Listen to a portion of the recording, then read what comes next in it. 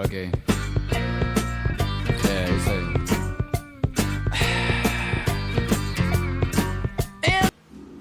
E aí galera, tudo bem com vocês? Chegamos no nosso terceiro vídeo de revisão. Nesse terceiro vídeo eu vou começar a falar sobre o átomo. Pessoal, por volta de 450 a.C., dois filósofos, um chamado Demócrito e o outro chamado Leucipo, questionaram do que é feita a matéria. Eles chegaram à conclusão que se o material fosse dividido várias vezes, chegaria num ponto em que esse material não poderia mais ser dividido, não poderia mais ser cortado. Nesse ponto, pessoal, eles chamaram de átomo, que significa aquilo que não pode ser dividido. Tudo bem? E com o passar do tempo, alguns cientistas tentaram descrever como que seria o átomo.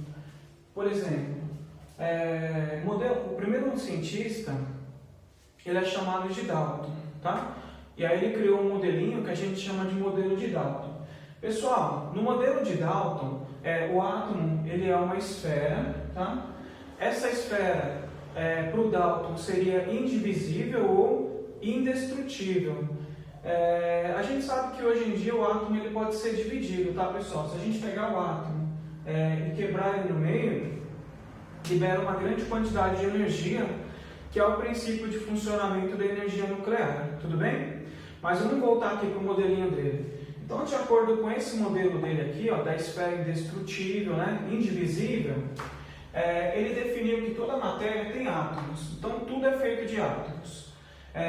Os átomos não poderiam ser criados nem destruídos. Para ele, pessoal, elemento é um conjunto de átomos com as mesmas propriedades, tá? Ou seja, com as mesmas características, mesmo tamanho, mesma massa. E o Dalton, pessoal, ele representava os elementos químicos através de símbolos. Hoje em dia a gente sabe que tem as letras na tabela periódica, né? Mas para ele, pessoal, os elementos eram representados por símbolos. Por exemplo, a água, tá? O oxigênio era um círculo com um ponto. Aliás, o oxigênio era só um círculo e o hidrogênio era um círculo com um ponto. Tudo bem?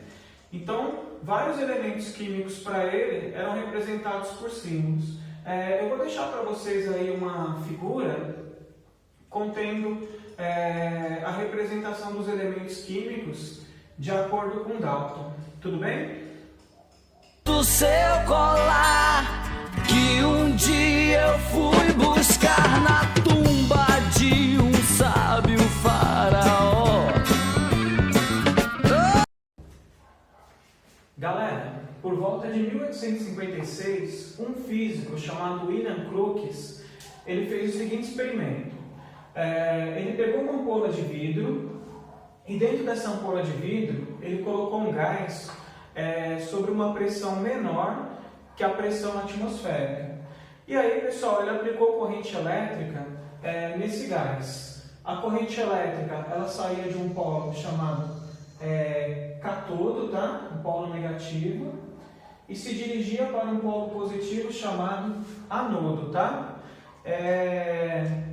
Essa radiação, pessoal, que está saindo do polo negativo, tá? Para o polo positivo, ele chamou de raios catódicos. Por volta de 1897, um cientista chamado Thomson, ele deu sequência nos estudos do Crookes. E aí, pessoal, dando sequência nos experimentos, ele descobriu que os raios catódicos, na verdade, eram os elétrons, tá? E a partir daí, ele criou o modelinho atômico dele. No modelo atômico dele, o átomo é uma esfera positiva, tá? Que tem carga positiva. E os elétrons, pessoal, que o Crookes chamou de raios catódicos, estariam ali grudados nessa esfera, tá? Estariam incrustados ali nessa esfera. Bom, em relação às cargas elétricas, o Thomson ele definiu o seguinte, que se um átomo tivesse 4 cargas negativas, ele teria que ter 4 cargas positivas, tá? Para que o átomo fosse eletricamente neutro. Tranquilo até aí? E por volta de 1893, um cientista chamado Rutherford, ele fez o seguinte experimento. Ele pegou uma caixinha de chumbo, pessoal, e dentro dessa caixinha de chumbo, ele colocou um material radioativo lá dentro e fez um furo nessa caixinha de chumbo. Em frente a essa caixinha de chumbo, ele colocou uma lâmina de ouro, tá? Essas bolinhas aqui, ó, eu estou representando como se fossem os átomos de ouro. E em volta, circulando aqui, ó, ele colocou papel fotográfico. Por que papel fotográfico? Porque a radiação, ela mancha papel fotográfico. E aí, de acordo com esse experimento aqui, ele criou o modelinho dele, que ficou conhecido como modelo planetário. Então, vamos verificar como foi feito o experimento dele. A radiação, pessoal, saiu por esse furo aqui na caixa de chumbo. Uma parte da radiação veio, bateu na lâmina de ouro, voltou e manchou o papel fotográfico aqui em cima. Pessoal, se bateu na lâmina de ouro, voltou e manchou o papel fotográfico aqui em cima, significa que o átomo ele tem um núcleo denso, tá? Ou seja, um núcleo duro. Outra parte da radiação passou direto pelo papel fotográfico e manchou o papel fotográfico aqui na frente. Se manchou aqui na frente, significa que o átomo ele tem um núcleo pequeno, tá? E que em volta desse núcleo existem espaços vazios, tá? E essa região onde tem os espaços vazios aqui em volta ficou conhecida como eletrosfera, que seria onde ficam os elétrons, tá? Uma outra observação, pessoal. Uma parte da radiação, deixa eu apagar aqui, acho que vai ficar melhor para a gente visualizar.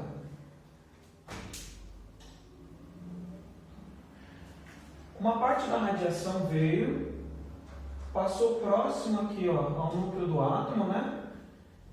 E desviou para cá, ó. Se desviou, ele conseguiu definir o seguinte: essa radiação ela é feita de partículas alfa, que é uma radiação que tem carga elétrica positiva, tá? Se houve desvio, pessoal, como cargas iguais se repelem, se afastam, ele conseguiu definir que o núcleo ele teria carga elétrica positiva. Por isso que uma parte da radiação veio, passou próximo do núcleo aqui e ocorreu esse desvio, tá? Cargas elétricas iguais se afastam. Então esse daqui é o modelinho de Rutherford, tá? Núcleo pequeno e denso, núcleo positivo, eletrosfera aqui em volta com carga elétrica negativa, tá? Onde ficam os elétrons, né? E vários espaços vazios aí ao redor do átomo. Bom, para finalizar os modelos atômicos, eu vou falar de um cientista chamado Niels Bohr. Pessoal, o Bohr, ele definiu que os elétrons, eles ficam circulando em torno do núcleo, tá? Em órbitas circulares. Então, os elétrons ficam circulando em torno do núcleo em órbita circular. Cada órbita, pessoal, tem uma certa quantidade de energia, que ele chamou de nível de energia, tá? Nível de energia e camada é a mesma coisa, tá, pessoal? Então, aqui eu estou me referindo à camada do átomo, ou eu estou me referindo ao nível de energia do átomo. Para o Niels Bohr, pessoal, cada nível ou cada camada teria uma quantidade máxima de elétrons que poderiam circular ali naquela camada, tá? Ou naquele nível. Então, na primeira camada, que ele chamou de K, poderiam ter no máximo 2 elétrons. Na segunda camada, que ele chamou de L, poderia ter no máximo 8, tá? Na terceira camada M, no máximo 18, na N, no máximo 32, tá? Na O, no máximo 32, na camada P, no máximo 18 e na camada Q, no máximo 8, tá? Bom, vamos estudar agora um pouquinho a estrutura do átomo. Pessoal, o átomo tem um núcleo e nesse núcleo eu tenho as cargas positivas, que são os prótons, e eu tenho partículas sem carga elétrica nenhuma, que a gente chama de nêutrons. Então, no núcleo eu tenho os prótons e eu tenho os nêutrons. Ao redor do núcleo, eu tenho partículas com carga elétrica negativa, que a gente chama de elétrons. Então, os elétrons ficam aqui em volta do núcleo, né? Conhecendo esses fatores, eu consigo calcular a massa do átomo, tudo bem?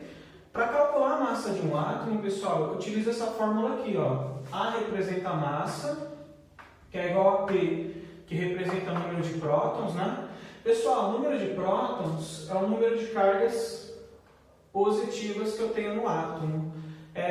Número de prótons e número atômico é a mesma coisa, eu estou me referindo ao número de cargas positivas que eu tenho no átomo, tudo bem? Na tabela periódica tem um número atômico de cada elemento químico, ou seja, tem a quantidade de cargas positivas que cada átomo tem, tudo bem? Bom, então A representa a massa, P representa o número de prótons, né, que seria o número de cargas positivas, né? E N, pessoal, a quantidade de nêutrons que esse átomo tem. Então, sabendo que prótons e número atômico é a mesma coisa, eu posso representar a fórmula desse jeito, ou eu posso representar a fórmula assim, ó. A igual a Z mais N. Porque prótons e número atômico é a mesma coisa, tá? P e Z é a mesma coisa. Galera, vamos trabalhar com essa fórmula então. Vamos supor que um determinado elemento químico ele tem 20 prótons e teria também 20 nêutrons. Bom, se ele tem 20 prótons e 20 nêutrons, 20 mais 20, esse elemento teria massa 40, que seria o elemento químico cálcio. Agora vamos pegar um segundo exemplo aqui, ó. Vamos supor que um determinado elemento tem massa 24 e eu sei que ele tem 12 prótons, tá? Ou número atômico 12. O número de nêutrons dele vai ser um número que somado com 12 dá 24, ou seja, esse elemento aqui ele teria 12 nêutrons. Lembrando que em um átomo neutro, eu sempre tenho o mesmo número de prótons e de elétrons, tá? Ou seja, se para esse átomo aqui eu tenho 20 prótons, eu teria também 20 elétrons, tá? E para esse átomo aqui, se eu tenho 12 prótons, eu também teria que ter 12 elétrons, tá? Considerando que esses átomos aqui, eles são nêutrons. Conceito de mol. Pessoal, assim como uma dúzia representa 12 e um milheiro representa 1000 unidades, para nós químicos, o mol ele representa essa quantidade aqui, ó, 6 vezes 10 elevado a 23 unidades, tá? É um número gigantesco. E esse número ele pode representar a quantidade de átomos, pode representar a quantidade de moléculas, ou pode representar a quantidade de íons, que seriam partículas com carga elétrica positiva, tá? Por exemplo, um cátion ou um ânion, tá? Bom, quem propôs esse valor, pessoal, foi um cientista chamado Amadeu Avogadro. Por isso que a gente chama esse número aqui, ó, de número de Avogadro, tá? Por exemplo, 1 mol de moléculas de água representam 6 vezes 10 a 23 moléculas de água. Se eu tiver 2 mols de moléculas de água, eu vou ter o dobro de 6. Vou ter 12 vezes 10 a 23 moléculas. Se eu tiver 3 mols de moléculas de água, eu vou ter o triplo de 1 mol, né? Ou seja, eu vou ter 6, 12, 18, né? Ou seja, 18 vezes 10 a 23 moléculas. Também posso fazer a seguinte relação. A massa molar, pessoal, ela sempre corresponde à quantidade de 1 mol, e 1 mol sempre corresponde à quantidade de 6 vezes 10 a 23 unidades, tá? Como é que a gente calcula essa massa molar? A gente vai lá na tabela periódica e procura a massa da substância. Por exemplo, hidrogênio tem massa 1, oxigênio tem massa 16. Então, como é que ficaria a massa molar para a água? Tenho 2 hidrogênios, então 1 vezes 2, 2. com mais 16 desse oxigênio, porque eu só tenho um oxigênio, então 2 com 16, a massa molar da água seria 18 gramas para cada mol. Tudo bem? Então eu posso dizer que em 18 gramas de água eu tenho 1 mol de água, ou 6 vezes 10 a 23 moléculas de água, tá? Se eu dobrar essa quantidade em gramas, pessoal, para 36 gramas, eu posso dizer que eu tenho 2 mols de moléculas de água, ou 12 vezes 10 a 23 moléculas, tá? Se eu triplicar esse valor, pessoal, das 18 gramas, eu teria 54 gramas de água, que correspondem a 3 mols, ou 18 vezes 10 a 23 moléculas, tá? Então, por hoje é só. Espero ter ajudado vocês. Um grande abraço a todos aí. Okay.